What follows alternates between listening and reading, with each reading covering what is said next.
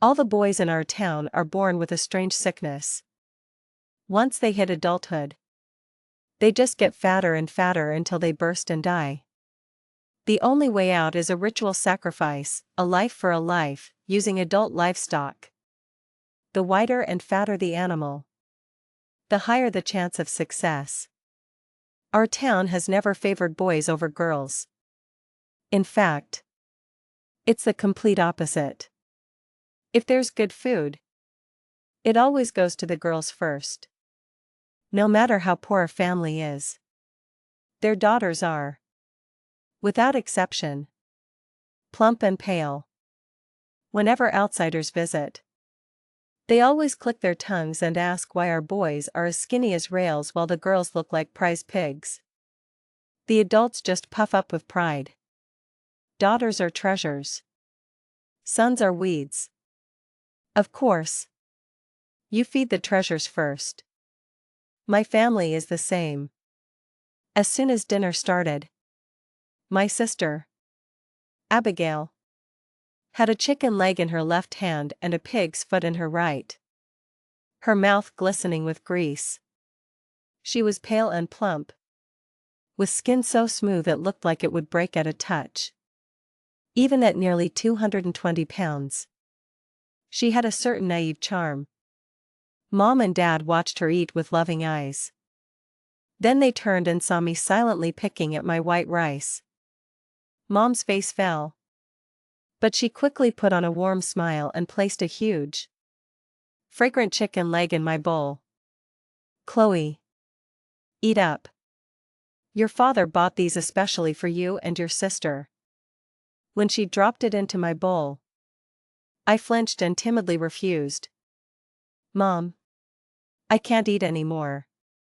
As soon as I said it, my grandmother, who had been silent, her face darkened.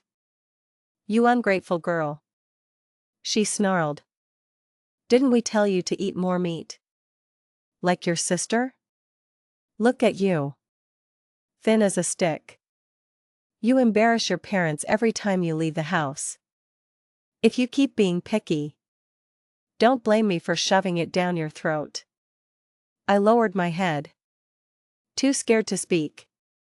Just then, Abigail snatched the chicken leg from my bowl. "If you can't eat it, I will. I'm still starving." My head shot up.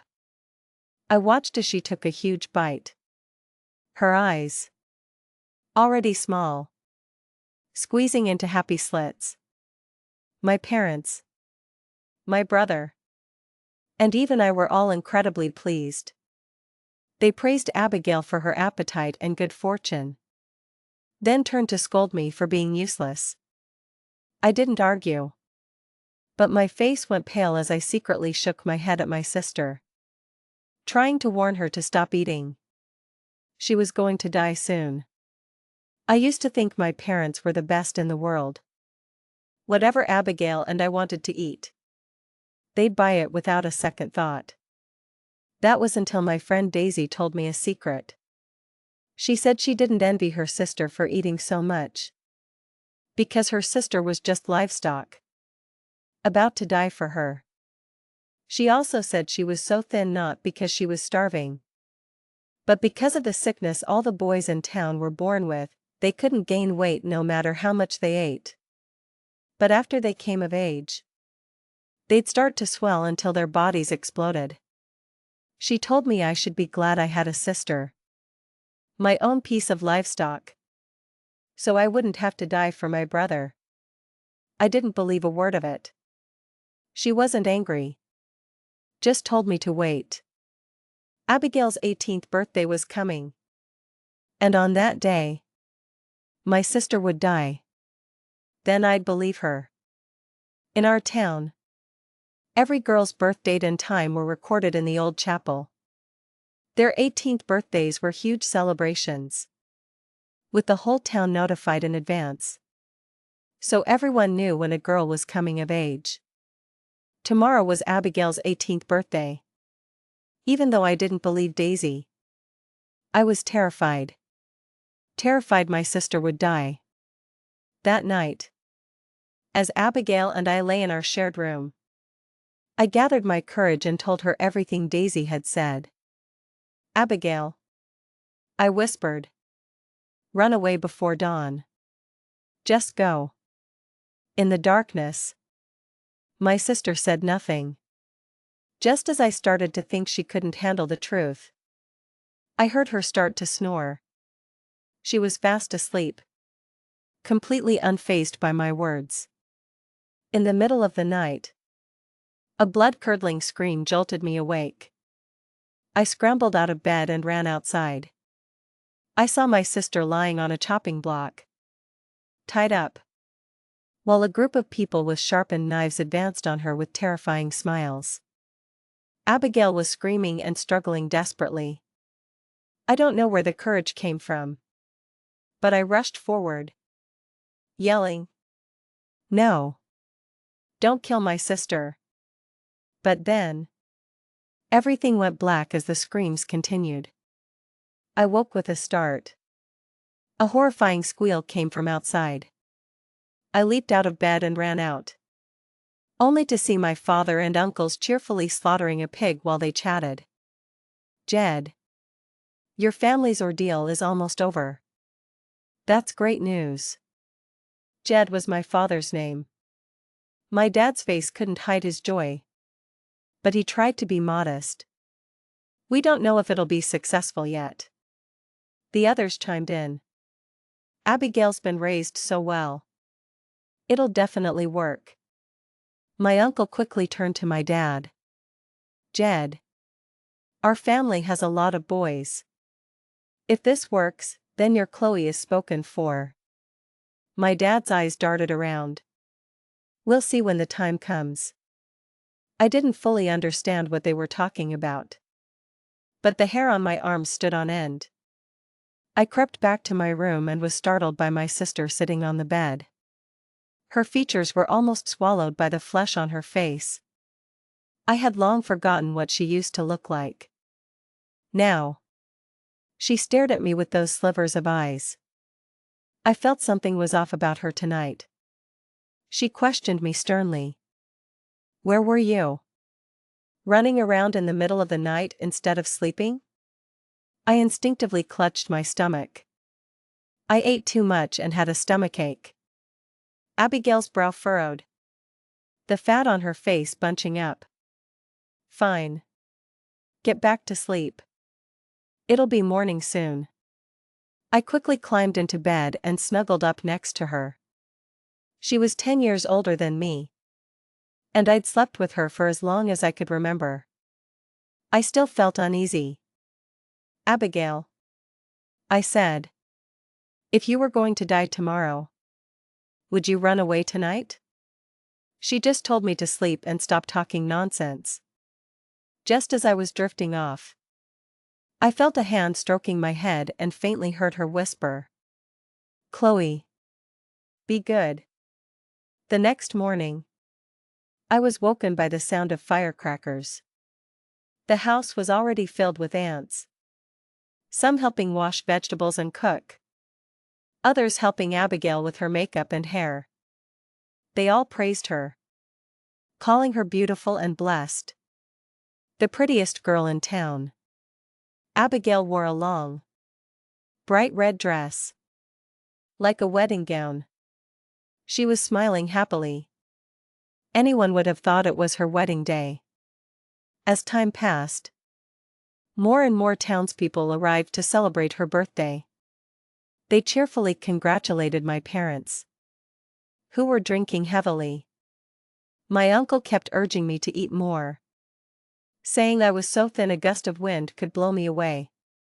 Seeing this, my grandmother immediately put a fatty piece of braised pork in my bowl, telling me I had to finish it or I couldn't leave the table. I choked it down, fighting nausea. Not long after, my stomach started to hurt. The outhouse at home was occupied, so I had to run to the abandoned one up on the mountain. I don't know if it was the greasy pork, but I was in there until the sky turned completely dark. My legs were trembling as I fumbled my way back down the mountain.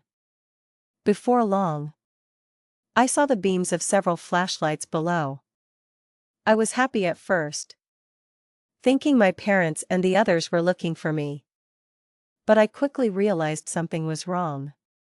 I saw them carrying a large wooden plank, and on it lay a person in a bright red dress. They were moving with great effort. Even without seeing the face, I knew it was my sister. My parents and my brother walked in front, crying sorrowfully. They were heading for the Forbidden Zone. Everyone in town said it was full of man-eating monsters, and no one was ever allowed to go there. I was scared and didn't dare follow. But thinking about what Daisy had said, I gathered my courage and trailed behind them. After what felt like an eternity, we arrived at a cave. They looked around, didn't post any guards, and went straight inside. From within the cave, I heard my parents' cries grow even louder. I knew something must have happened to my sister, so I ran in. The cave was cold and dark. By the light of the flashlights, I finally saw the scene ahead.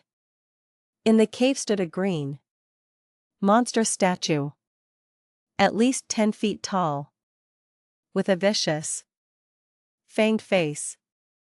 In front of it were 2 large vats. My parents, weeping, lifted my sister and placed her into one of them. My brother, Caleb, climbed into the other one himself. Then, the elder, holding a red string soaked in blood, tied it around both my sister's and my brother's necks. They placed a heavy stone slab over the opening of my sister's vat and stuffed firewood underneath, setting it ablaze. After that, the elder and a few of my uncles began to dance wildly around the 2 vats, chanting strange words. My parents knelt before the statue, wailing, "Abigail.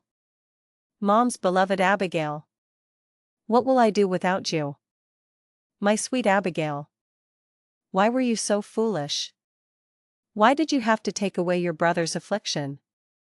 Oh, Ancient One. Look. Our wonderful daughter is giving her life for our Caleb. Abigail is dying for our Caleb. Oh, Ancient One. Since Abigail is dying for Caleb, he must live a long life. Oh, Ancient One.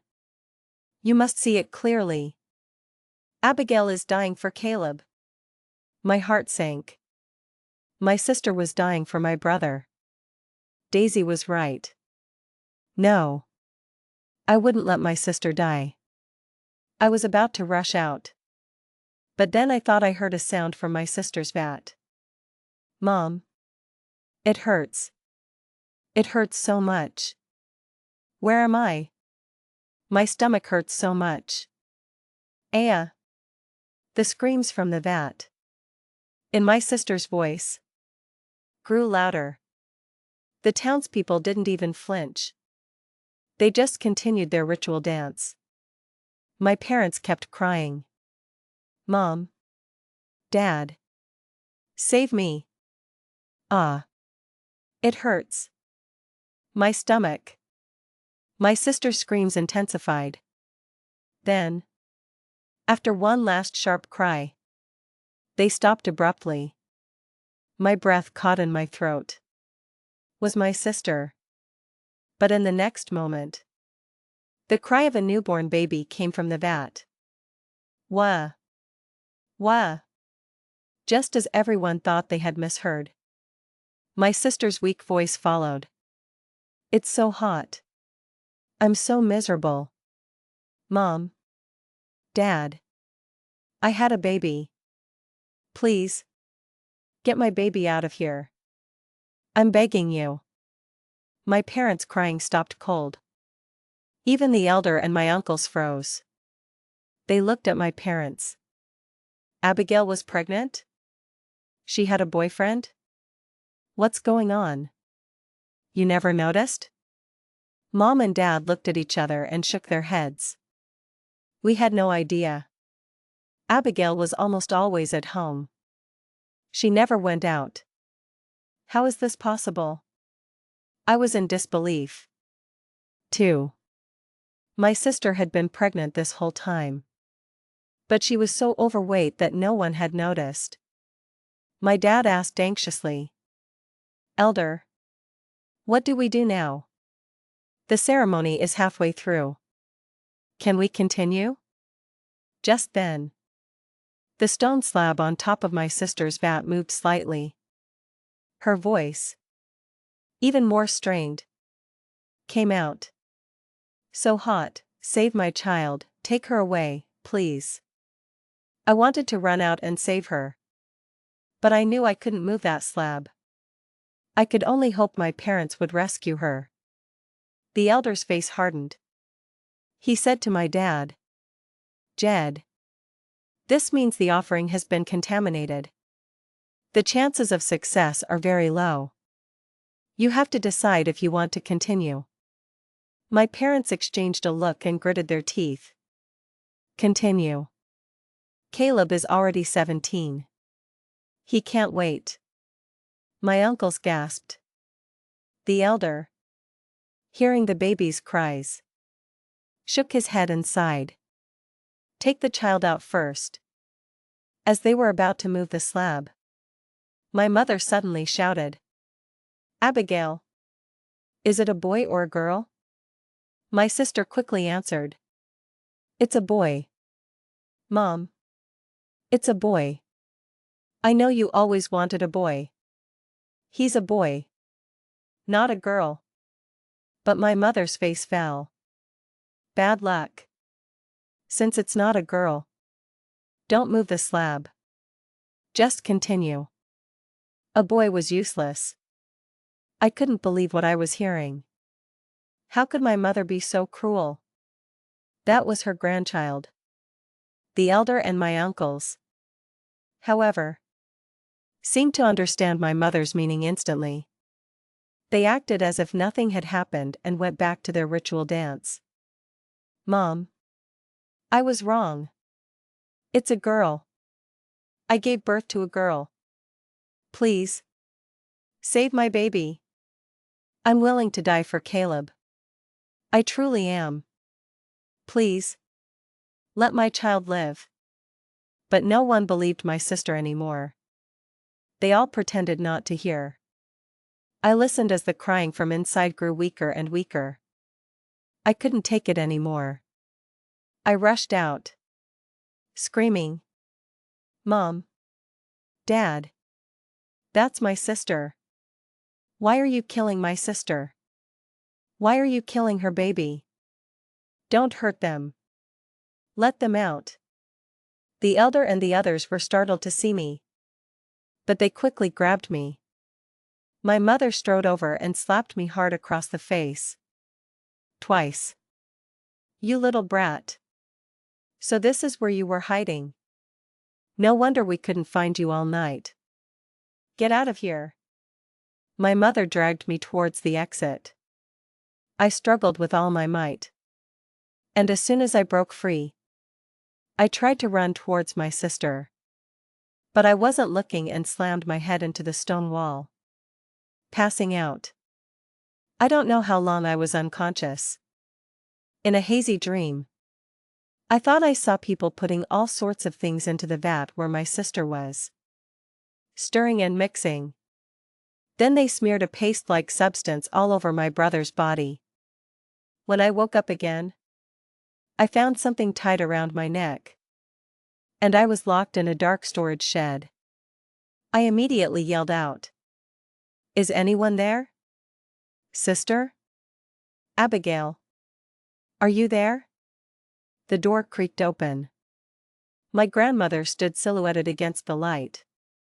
As my eyes adjusted, I saw her face was incredibly grim. She was holding back some immense anger. She grabbed me by the collar, lifted me up, and started slapping me viciously. What are you shouting for? Shout again and I'll cut your tongue out. I cried out in pain and tried to dodge. But her slaps always found my face. I was quickly dazed from the beating.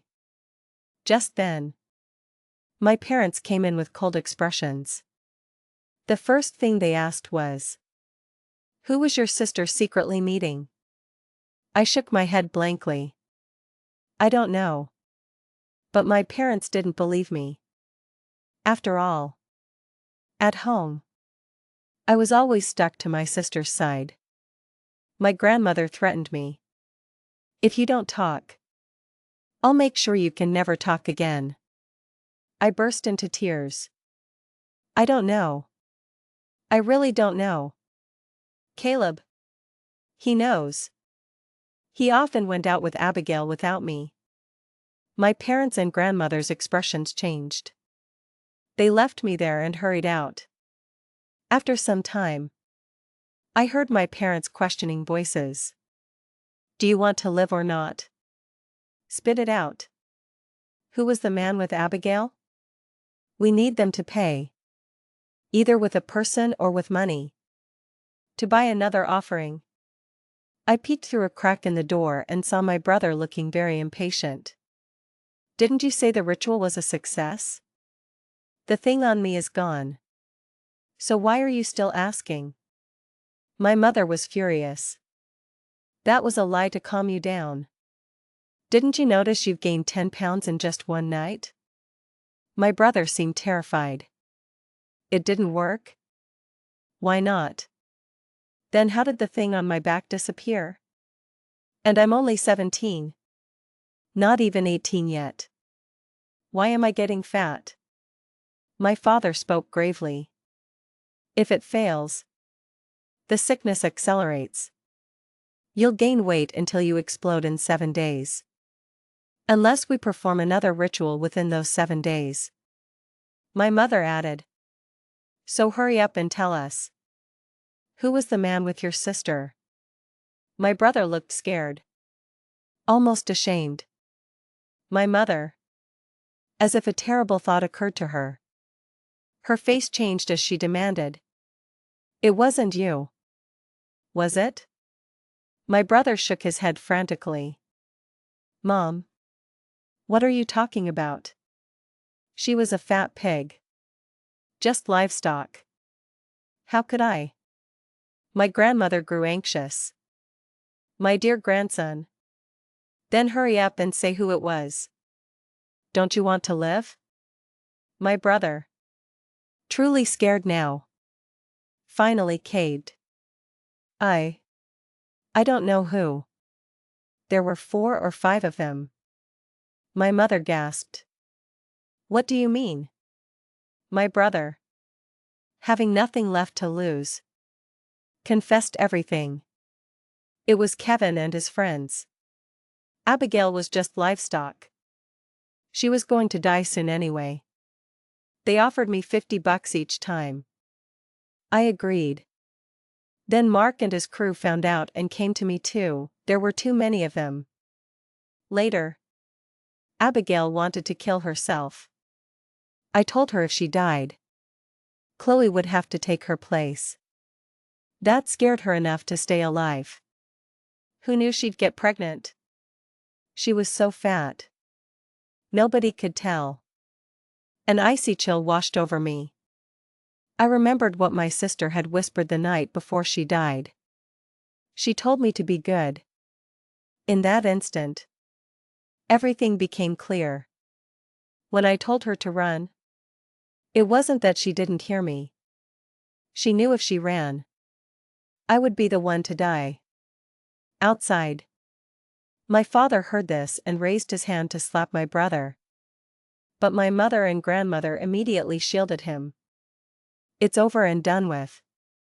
What's the use in hitting him? The important thing now is to figure out how to get the money to buy another one and do the ritual again." Just like that, they forgave my brother. But for the first time in my life, I understood what hate felt like. I couldn't imagine the despair my sister must have felt. Giving birth in that dark, filthy vat. Only to die. I had only one thought: my whole family deserved to die. But I couldn't do anything. I couldn't even break the rope around my neck. I just lay there in the shed, growing weaker from hunger, slowly losing consciousness. Knock. Knock. Knock. I was woken by a knocking sound. Chloe. Open the door. It's your sister. I've come back to see you. A jolt went through my body. That was Abigail's voice. My sister was back. I trembled all over, my body instinctively moving to open the door. But when I stood up, the rope around my neck held me back. I couldn't go anywhere. I don't know where the courage came from, but I screamed. Abigail. I'm in here. I'm in here. The voice outside paused. Then the knocking got louder. Chloe. Open the door for your sister. I need to find my baby. Chloe. Have you seen my baby? I burst into tears. The baby is gone. And you're dead too. Abigail. Wah. The sister outside laughed softly at my words. Don't cry, Chloe. My baby is still alive. Right here. In this house. I was stunned. I wanted to ask more, but there was no more sound from outside. It was as if she had left.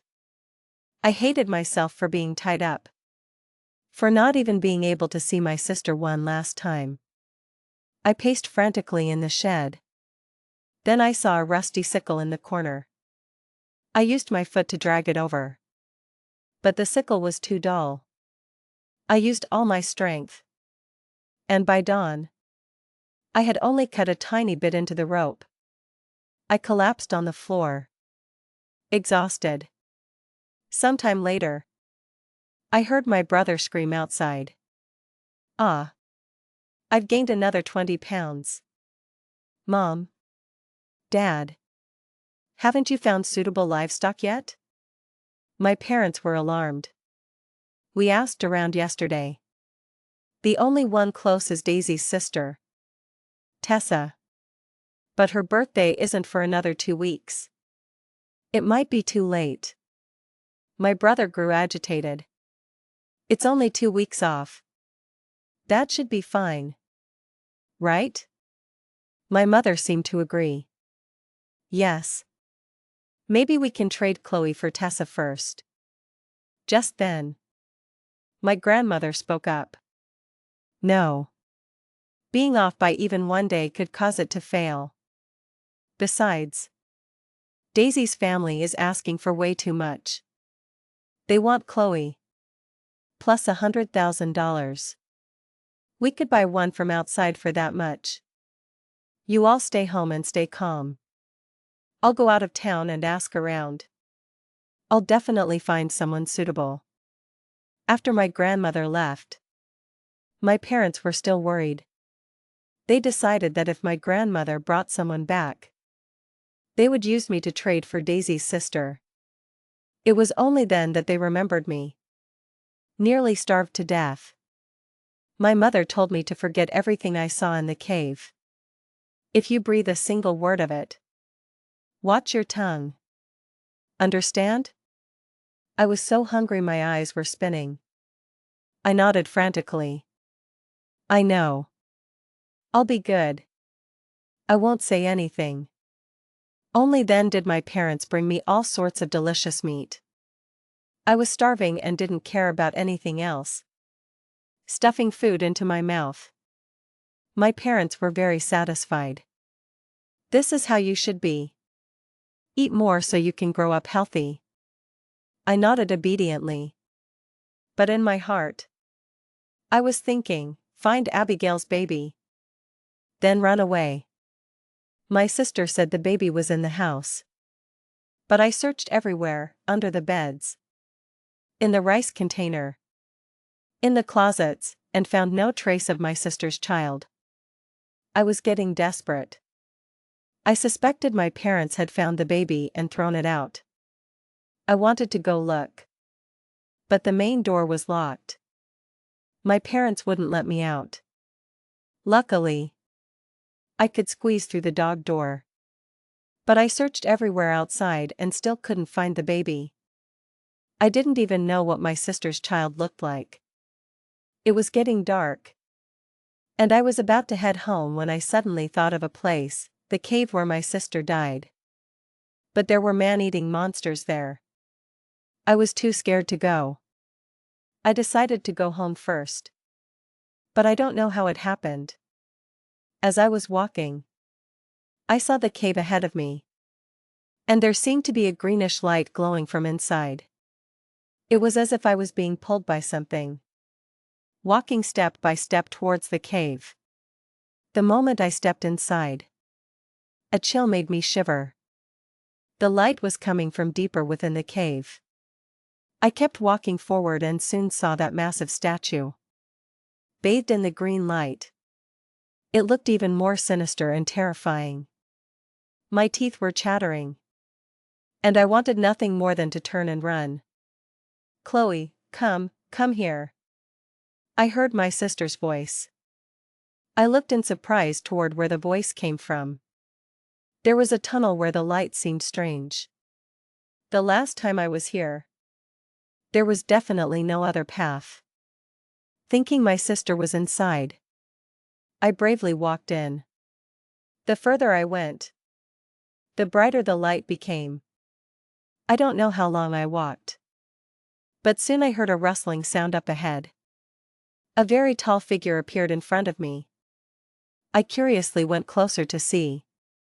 The next second, all the blood drained from my face. It was another statue. As tall as the first one. But this one was made entirely of insects. Each the size of an egg. It had clear, fanged features. As I stood there, stunned, I saw the statue made of insects bend down. Its face moving closer and closer to mine.